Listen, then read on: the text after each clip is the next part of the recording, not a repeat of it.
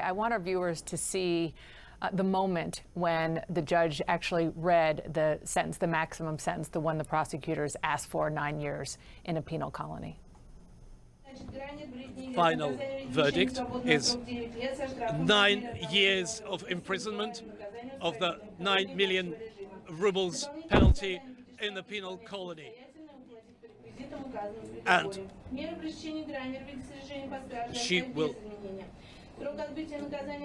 she will serve her term from the day of the announcement of this verdict. And time when she was behind bars from the 18th of February 2022 will be included in the overall term. Jill Dougherty, former CNN Moscow bureau chief, is back with us. Just watching that is, you know, it's heart-wrenching, and thinking about all of the factors in play here, not the least of which is she's 31 years old. She is somebody who is quite literally at the top of her game in the WNBA. And now she is, according to that translation, immediately going to go to a penal colony. I know we're going to talk in a moment about the potential for a prison swap, but since she's going right now, can you explain to our viewers here around the world, what does that mean? What does a Russian penal colony look like and entail? You know, it depends on which one. There will be work to be done. Now, it could be harsh work, you know, kind of labor, or it could be making things kind of like, you know, sewing uniforms and things like that. We'll have to see exactly where she will be going.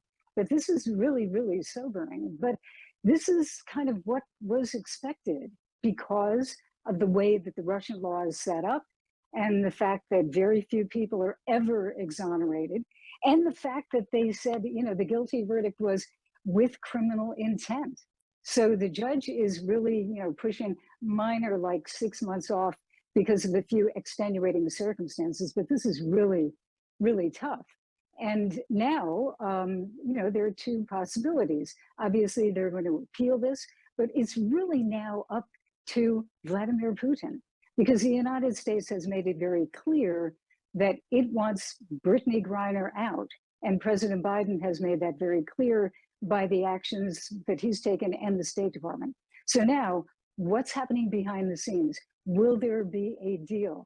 You know, I have to, Dana, as I'm looking at this, I'm struck by how really dramatic this is, because, you know, usually when things like this happen, and they're not that common, but if there's an exchange, it's usually all agreed to behind the scenes. And sometimes, you know, the world doesn't even know that somebody's arrested, and especially in the spy world. And then there's an exchange, and then it happens. And the dramatic moment might be, you know, two prisoners walking across a bridge, as happened, you know, back in the old Soviet days. Here, we're watching Brittany Griner in that cage in a prison getting that sentence. So it's extraordinary, and it's disturbing, because you have that human drama taking place, and then you have the big picture of, you know, the relations between Russia and the United States, which right now are abysmal. And then overriding that, you have this war going on in Ukraine. It's quite extraordinary. And of course, Jill, all of those things are extraordinarily connected, right? I mean, all those things have to do with the other. And I'm going to bring in Kylie Atwood. I mean, Jill was talking about the fact that this is so visual, so public.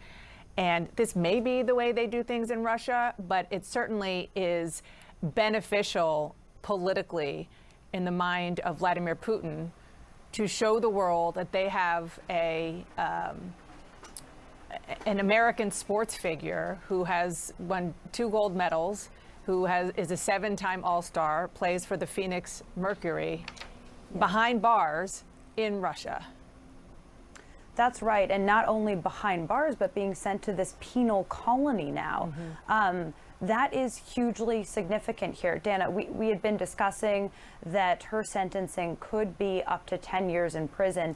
this sentence of 9 years in prison is quite remarkable. And I think we obviously will wait to hear from her family and her friends who have been pushing the Biden administration to do everything they can to secure her release. And rest assured that that pushing and those calls are only going to intensify now that we have this sentence in hand. I do think it's important to note that administration officials are saying that when it comes to a potential prisoner swap to get Brittany Griner and Paul Whelan, another American who's wrongfully detained in the country, to get them released, that the ball is in Russia's court now. They are essentially acknowledging quietly here that it is Russia who is going to determine if they're going to accept a deal that the Biden administration has put on the table. The Secretary of State is publicly asked for the Russians to accept that deal, but the Russian foreign minister came back essentially and said, we want those negotiations to be quiet, telling the Biden administration to keep those to the quiet channels. But Dan, I do want to note that President Biden has just put out a statement, and I think you guys are probably getting that, but I do want to read that to you because it's significant that the President of the United States has felt a need to put out a statement in the moments following this 9-year sentence for Brittany Griner. And I'll just read that to you. President Biden saying, today, American citizen Brittany Griner received a prison sentence that is one more reminder of what the world already knew. Russia is wrongfully detaining Brittany Griner. It's unacceptable. And I'll call on Russia to release her immediately so she can be with her wife, loved ones, friends, and teammates. My administration will continue to work tirelessly and pursue every possible avenue to bring Brittany and Paul Whelan home safely as soon as possible. And of course, we'll be waiting to watch how those negotiations to get her home ultimately follow after today's sentence. Kylie, stand by. I want to actually go to the White House. CNN's Arlette Saenz is there right now. Kylie read the statement. Arlette, what does it tell you? What are you hearing from your sources in the building there behind you about why it was so important for the President of the United States to release that statement in minutes after the sentencing was announced?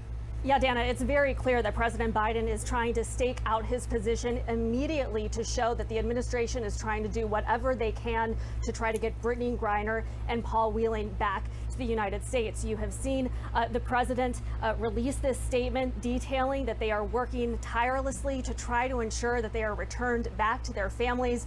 And this comes just almost a month after the president directly spoke with Brittany Griner's wife, Sherelle, as well as the family of Paul Whelan, trying to offer them assurances that they are working to get their loved ones home to the United States. And remember, at the beginning of July, the president actually received a letter directly from Brittany Griner where she expressed fear over her detainment in Russia. She had written in that letter directly to the president, quote, "I'm terrified I might be here forever." So what you have seen from the Biden administration over the course of the past few weeks is trying to show that they are placing utmost priority in getting these Americans home. That is why they had offered this proposal to Russia for a possible prisoner swap.